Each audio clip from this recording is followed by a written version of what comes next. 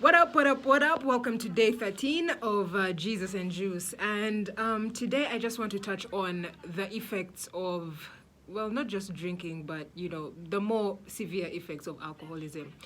When you start out drinking, okay, you're going to have just after a good night's drink, okay? After a good night out, or, just after sipping a few, there's going to be the usual effect, okay? You're going to get drunk, okay?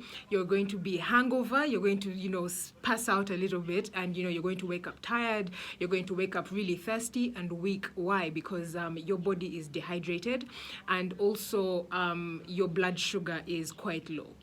And those were just the beginning effects. I remember when I had just started drinking, and after, like, I would get tipsy after like one bottle of a little something.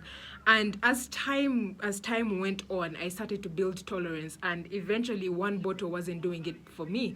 Even two bottles wouldn't do it for me. By the time I got to campus, I had moved on. I had graduated to stronger drinks like whiskey. I had developed a taste for whiskey, and I didn't like beers at the time, so I really liked my strong drink, and that actually kind of set the foundation for me for a high tolerance. So basically, I needed to get stronger and stronger stuff. Now, when I got to campus, by now I was more of a seasoned drinker. I could hold my liquor.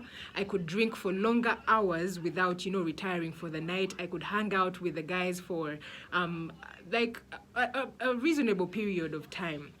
And eventually I started drinking harder, and I started looking for harder and harder drinks. I remember when I got to campus, I started drinking kasese.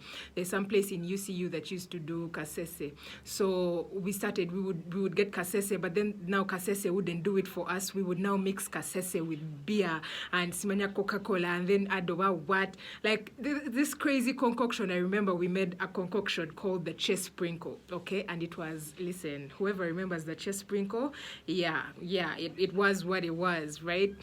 And eventually the hangovers just became worse. The hangovers became worse. The hangovers became worse. Eventually I stopped attending some of my classes. I had to do retakes in some of my classes, and it really took a toll on my studies. I remember I would have these nights where I would really go hard and all out, and I would wake up like in strange places. I would wake up and I have like wounds and scars on my body that I don't know where I got from. I had that amnesia.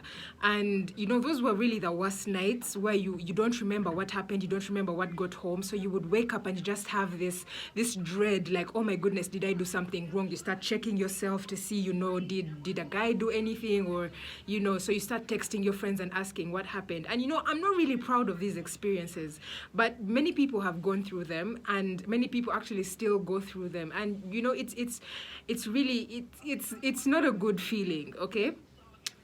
When I got to the point of after school, and when I began to work, I started drinking. Now I had my own money, okay? I wasn't depending on anyone. I wasn't depending on my parents to give me allowance to work.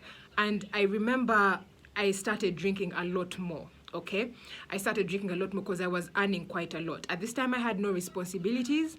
I was still in my father's house, so rent was not a problem. Electricity, yaka, water, nothing. So, I was really just blowing my money. My financial discipline went out the window. Okay, I was drinking much harder drinks, much more expensive drinks now, because my social circle had improved, of course, because now I had a really good job. And I started drinking much harder things, and it actually took a toll on my family. Okay, a lot of my family relationships got strained because I felt like I needed to be hanging with these people because there was that acceptance. But when I got home, I felt like my family would judge me so much, because they would ask me, why do you drink that much? Why are you coming home late? You need to be at work. And I was like, why are these people stressing me? Okay, they're just mad they're not making the money I'm making.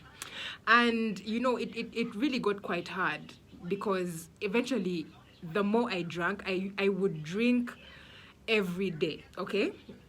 there was a party in Kampala every day. Monday night, there was happy hour somewhere that turned into a whole night to like 4:30 a.m. I had to be in office by 7:30. Tuesday, there was another happy hour somewhere. I had to be, but you get what I mean. And it was just Wednesday. And by the time it gets to Wednesday, okay, like the week is booked. You're partying till the weekend. So at some point, I remember, it took such a toll on my family. My dad actually asked me to excuse myself, okay? I had to leave home and I had to fend for myself. I'm a girl who was grown up, in a gated community, in a gated house. I don't know things about look for brokers. I don't know things about, smena rent. I don't know things about responsibilities like that. And, it was really, really tough on me. But eventually I did get a place to stay. And even after getting a place to stay, I was new to the whole responsibilities thing. It took me a while to understand that, you need to reduce on your partying and take care of your responsibilities like rent and stuff like that. It did take a toll because my housemate was like, man, you're so irresponsible. You have no inkling. You know nothing about responsibility.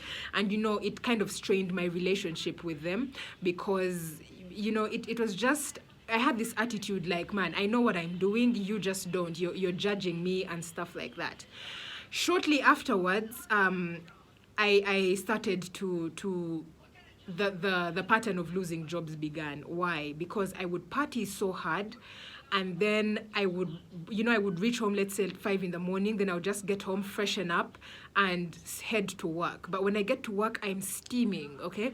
I'm steaming like a distillery. And then I'm having temper tantrums because remember, I'm still drunk. Not tipsy, not sober. I've been drinking for a whole 12 hours straight. So I'm having temper tantrums with my supervisors, with my coworkers. And eventually the complaints started coming in. And guys are like, man, that chick comes in smelling like a distillery. She's, drunk. There's a client, actually, I went for a meeting drunk one time. And the client called back and was like, never ever send me an account manager who's drunk. And that cost me my job. Moving on to the next, same thing happened. I actually drank so much, I didn't make it to... One day I just woke up and I was like, you know what, I'm not going to work today. And I never ever stepped into that place again, never sent a resignation letter. So you understand, that like the patterns just kept going. And eventually, I reached a point where I couldn't pay rent, okay? I was foregoing my obligations, my personal obligations of paying rent, of even buying food. I would rather buy alcohol, I would rather stock alcohol than have food. So I began to lose a lot of weight. Then the time when I was jobless, right before I had moved out of the last house I was in, I had no money. I began to lose so much weight. People thought that I was actually on drugs. And it was just a loss of appetite. I was now craving stronger liquor, and it was just killing my appetite. I didn't want to eat anything. I was constantly thirsty, but I would never drink water. My skin became so pale. I looked so terrible. My sister came to Uganda from the US in 2019, and when she set eyes on me, she took me immediately, I remember, to Aga Khan Hospital to have a full body test on me. My lips, you can't see it right now, but I wear a lot of lipstick because my lips are dark, because cigarettes burnt them. Then this part of my lips is super light pink. So if someone looks at me, someone actually once asked me if I actually have HIV. Someone can think I have HIV, but no, it's crude alcohol that burnt it. So it really was just a terrible mess. And someone might ask, why are you putting yourself on blast like that? How can you reveal such things? But there's so many people who are actually going through the same thing. So many people think it's just drinking, but it's not drinking. Don't be like Che. Don't take one drink and then the next day you're homeless on the streets of Kampala. The friends you're drinking with don't want to pick your calls because you're a nuisance. You're always asking them for money. You're asking them for food. You can't hold a job, Don't get to that point, all right? And, I just want to encourage you. It's never too late, okay? It's never too late. There's always a second chance. Okay, Jesus gave me a second chance. Listen, people, I've gotten some feedback where people are saying, could you be more helpful with things like counseling? Listen, I'm giving my testimony. My testimony, I struggled with alcoholism for 15 years, and it's Jesus who delivered me. I didn't go for no AA. I didn't go for no counseling, no therapy. I'm not saying that it's not good. I'm saying that Jesus can actually help you break free of whatever is holding you back. Okay, my name is Che. Keep it Jesus and Juice. We'll be back tomorrow. I'll be telling you much more about my story and testimonies, how drinking actually affected my work, how it affected my finances and my friendships especially. So keep it right here. Shalom.